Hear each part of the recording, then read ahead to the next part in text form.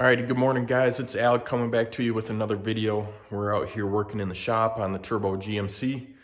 For any of my new people that haven't gotten to see this project yet, this is an '05 GMC Sierra. It is a four-wheel drive truck originally. I have a Silverado SS transfer case to make it all-wheel drive. We got a 6-liter with forged pistons, Gen 4 rods, a 4L80 from Hughes Performance. And we got a 78, 75 and an on 3 hot side. And then we're using a Huron Speed cold side on this thing. So today we're out in the shop. We're going to start making some progress. I'm hoping to get the core support on the front. I got some extra hands coming over to help me put that on.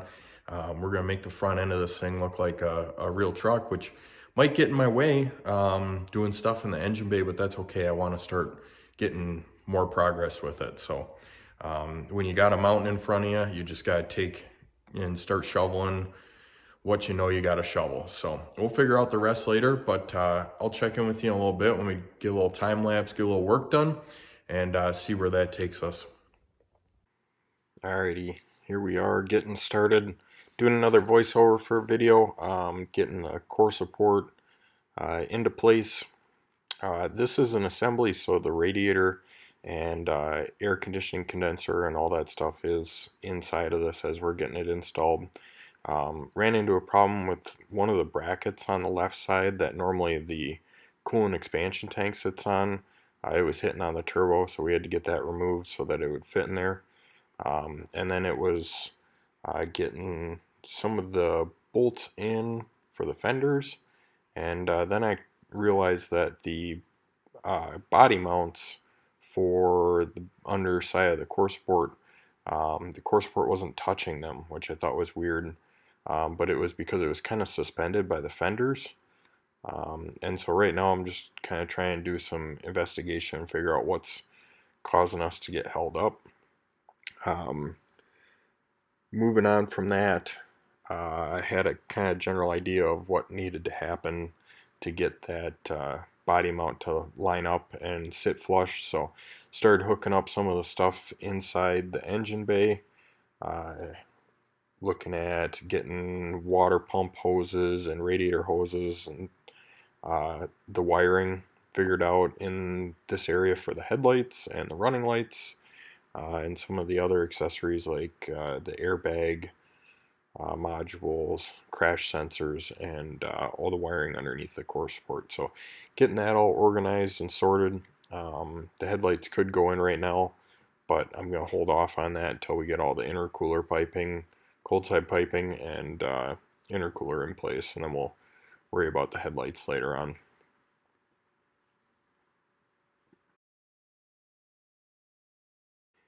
Alright, so in this section I started to get the bolts for the core support in, and kind of quickly realized that I needed something to help me pull it over to the passenger side because it was just a little bit crooked on there. And I think that was because the fenders inside the door jambs were tight and mounted. So I just put a ratchet strap on the way that I need to pull it towards the passenger side and got those holes lined up nice and easy. It didn't require much pulling, but just kind of a third hand to help hold it in place. So I used some of the washers from the kit that I ordered for the eBay body mounts, but I did have to grind one of them on two sides to kind of make it a 90 degree so it would fit in the core support.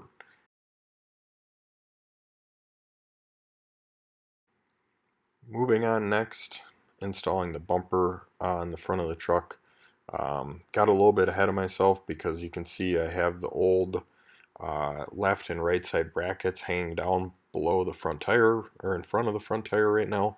And I should have taken those off before I put the bumper on, because the other left and right bumper supports were actually still on the frame, so I didn't even need those there, and I actually made it harder for myself to remove them. But got the 4 bolts in the center, and the bumper's pretty well lined up left and right, and looks pretty good on the truck once I got those mounts on the left and right hand side figured out.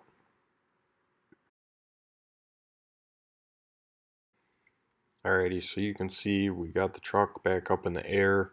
I'm working on the passenger side bumper support mount that ties it into the frame right now. Like I said, I made it a little harder for myself not removing them in the first place. And then the driver's side didn't want to line up. I used a punch to kind of help line it up, and then I used a vice grip to hold it in place, almost like a third hand again. And then moved on to the center to get the airbag crash sensors mounted to the bottom of the core support, and also to move a ground wire that I didn't really like the placement of and the way that it was running once the core support was on the truck. Alrighty guys, this is about where we're going to call it for today. Just finished up buttoning up a couple last small things, throwing some bolts in places that bolts go. It's getting later in the afternoon. I got some stuff to do at home still, and so this is where we're going to call it for today. I don't know what we're going to do next time. Maybe a transmission cooler. I do want to get the battery in the truck and see what's going on with our electrical stuff now that we have pretty much everything hooked up, and all the grounds hooked up. I got front shocks to put on it, so that'll probably be in the next video too.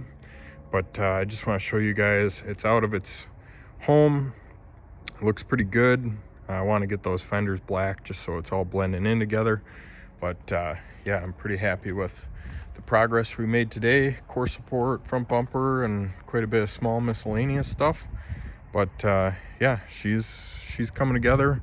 Hopefully we can get that OBD 2 port fired up and get a bass tune from our tuner and maybe hear this thing start. So pretty excited about it, and we're gonna push this thing back inside.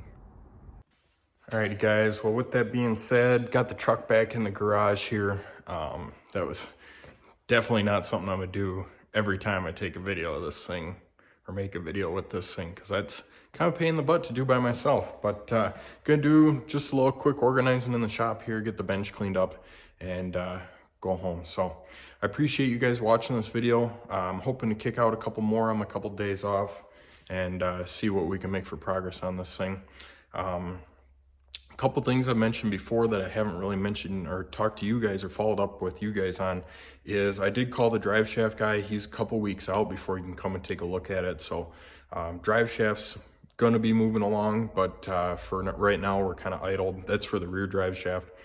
I did order a cover, a differential cover for the rear diff from a company, and they said they had one in stock. Hasn't shipped in like 7 or 10 days or something like that, so I'm pretty fishy on that one.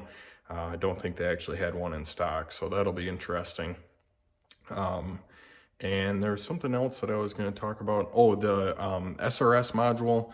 It looks like I'll be able to pull the wiring harness from the other truck and just plug it into this one, so hopefully that goes well.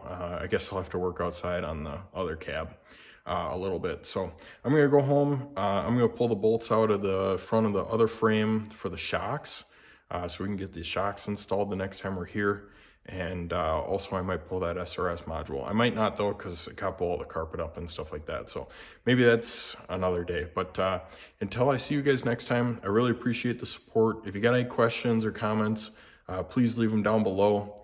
If you could give this video a like, and if you're interested in seeing this thing do some awesome all-wheel drive burnouts or all-wheel drive donuts and doing some cool pulls, please subscribe. I'd really appreciate it. So until next time, see you guys later.